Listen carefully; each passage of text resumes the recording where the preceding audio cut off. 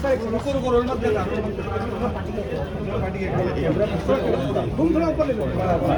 करो सर को जाना है सर। इस प्रोग्राम में आप आए थे, इस प्रोग्राम में सिविल सोसाइटी ने इंडिया को समर्थन दिया है जो अभी यूटी है, और दे दें तो भाई आपका देखो यहाँ पे सबको देश में ये इस तरह का ये तो मंच है कि यहाँ पे देश में लोकतंत्र यहाँ पे दिखाई दिया।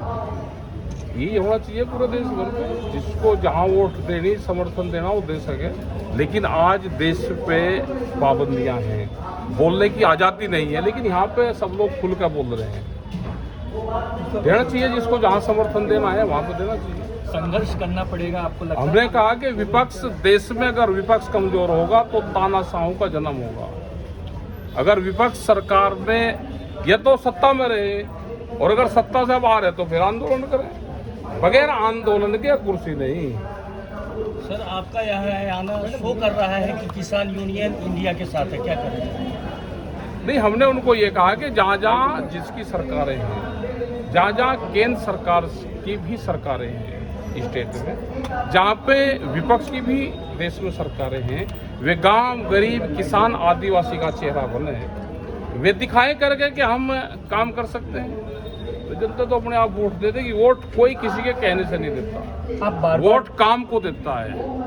अब बार बार आप एक बात क्या अपने भाषण में ये कह रहे हैं कि विपक्ष जो है वो कमजोर है। हाँ, कमजोर है भाई। तो ऐसे स्थिति में आपका विपक्ष को समर्थन देना? नहीं, समर्थन हमने कहा दिया, हमने तो उसको कहा भाई आंदोलन कर, समर्थन की हमने तो बात नहीं।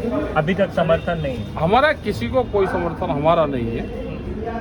यहाँ पे लोग आप अपने यहाँ पे बहुत गठबंधन आए हुए हैं। यहाँ सबको देश में बोलने की आज़ादी है, सबको अपनी बात कहने की आज़ादी है। हमने कहा कि काम करो अपना, उनको काम करना चाहिए, आंदोलन करना चाहिए, या तो सत्ता में रहे या फिर सड़क पर। एक सलाह भी आपने दी अपने भाषण में कि बीच समंदर में कश्ती है और कश्ती है, कैप्टन को लड़ाई है, वे वहीं कट पड़ेंगे, बाहर आ जाओ, फिर अपना चुन लेना कौन है। के मतलब प्रधानमंत्री का चेहरा जो भी है, ये आरएसएस के लोग हैं, सारी पार्टियों के घरों तक घुसे हुए हैं। इनका समझौता होने नहीं देने के सर, एमएसपी इनका समझौता होने नहीं देने के, ये बिल्कुल चुप रह के उस पर कोई घोषणा ना करे। चुनाव लड़ने पे टारगेट एक रखे कि हमको चुनाव लड़ना है, और फिर बना दियो, किसी को बना दियो। हाँ, प्रधानमंत्री पद को लेकर के कहीं ना अभी उस पर लड़ाई नहीं करनी चाहिए, नहीं तो सारे लड़ जाएंगे इनके। एमएसपी पूछ लो आप। सर एमएसपी पे तो कानून बना नहीं है, आपका क्या? एमएसपी पे देश में जो दिल्ली का आंदोलन हुआ था उससे भी बड़े आंदोलन की जरूरत है, क्योंकि ये जो सरकार है व्यापारियों की है, बड़े लोगों की सरकार है। जैसे अकेले मक्का पे बिहार में 5,000 करोड़ का नुकसान है, एमएसपी पे खरीद ना होती है। ऐसे ही धान पे करीब लाखों करोड़ रुपए का नुकसान अकेले बिहार में है। ऐसे ही हर स्टेट में है। यहाँ पे भी एमएसपी पे रेट नहीं मिलता, सस्ते रेट में फसलें खरीदी जाती है, महंगे रेट में फसलों को बेचा जाता है। ये पूरा एमएसपी ना मिलने का जो लाभ है वो पूरा बड़े व्यापारियों को है। राकेश जी, लेकिन आप ये भी है मेरा ये जिस प्रकार से तमाम पार्टियां जो साथ में आई है, चाहे वो एनसीपी हो, कांग्रेस हो, शिवसेना हो, ये ऐसे दल है जो एक दूसरे के खिलाफ जो है चुनाव लड़ते हैं। तृणमूल कांग्रेस जो है, कांग्रेस, ऐसी स्थिति में समन्वय कैसे बनेगा आपको लगता है? अच्छा, अपन जगह अभी क्या चुनाव आएगा, 4-5 महीने समन्वय के लिए तो है ये।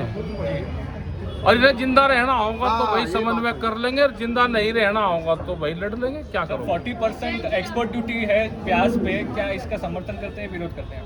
केंद्र सरकार ने 40% एक्सपोर्ट ड्यूटी लगाई हुई है प्याज की खरीदी एक्सपोर्ट। देखो, किसान आंदोलन वहाँ पे मूवमेंट कर रहा है, बाहर जाना चाहिए प्याज हमारा। अब का रेट कुछ मिल जाता उस पर, लेकिन ये है कि किसान को रेट ना मिल जाए।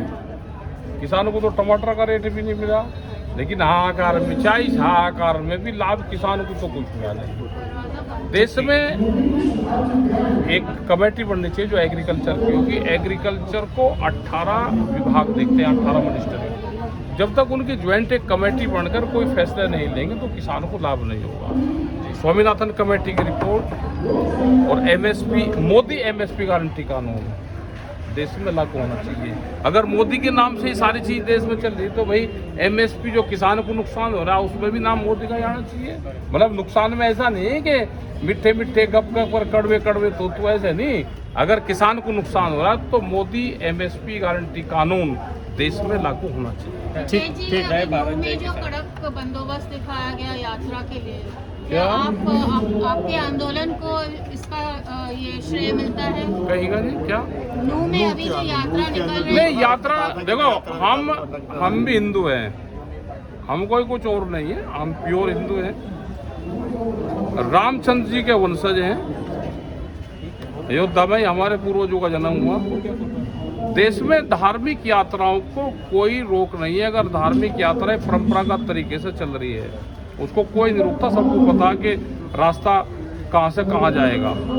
उनको पुलिस प्रशासन और जो लोकल के लोग होते हैं सब उनकी मदद करते हैं। अगर नहीं किसी दंगे के उद्देश्य से यात्रा निकलती है तो प्रशासन को उनको रोकना चाहिए, ये हमने कहा। मेरा सवाल था कि अभी जो दोबारा यात्रा निकली वो बहुत कड़क बंदोबस्त में निकली और कुछ हुआ नहीं। यात्रा तो निकली, क्या आप अपने आंदोलन को श्रेय देंगे इसमें? नहीं, ऐसा नहीं, हम अपने आंदोलन को श्रेय नहीं देते कि हम आंदोलन को श्रेय दे रहा। वहाँ के प्रशासन को है कि उन्होंने उसकी निगरानी रखी और जल चढ़ाने पे कहीं कोई पाबंदी नहीं थी। जिसको अगर मंदिर में जाना है वो जल चढ़ा सकता है। सोमवार को मंदिर में आखिरी सोमवार था, हमने भी जल चढ़ाया, सब जल चढ़ाते हैं। लेकिन जिस तरीके हमारा कोई श्रेय नहीं, किसी को हम कोई श्रेय नहीं आपने देते। जो महापंचायत, हमने तो ये कहा था कि अगर धारा 144 में यात्रा निकल सकती है तो भाई हमारी ट्रैक्टर यात्रा भी निकल जाएगी। इसी वजह से उन्होंने रोक दिया। नहीं, प्रशासन ना रोका, हमने उनको ना हमारे पे श्रेय जाता। प्रशासन को ये लगा होगा कि यहाँ पे झगड़ा या कुछ हो सकता है तो प्रशासन ना चुनाव आने वाले इसके लिए भी थोड़ा तो पहले भी उनको मालूम था कि झगड़ा होने वाला है, फिर भी नहीं किया। तो पहले का उन्होंने तजर्बा ले लिया।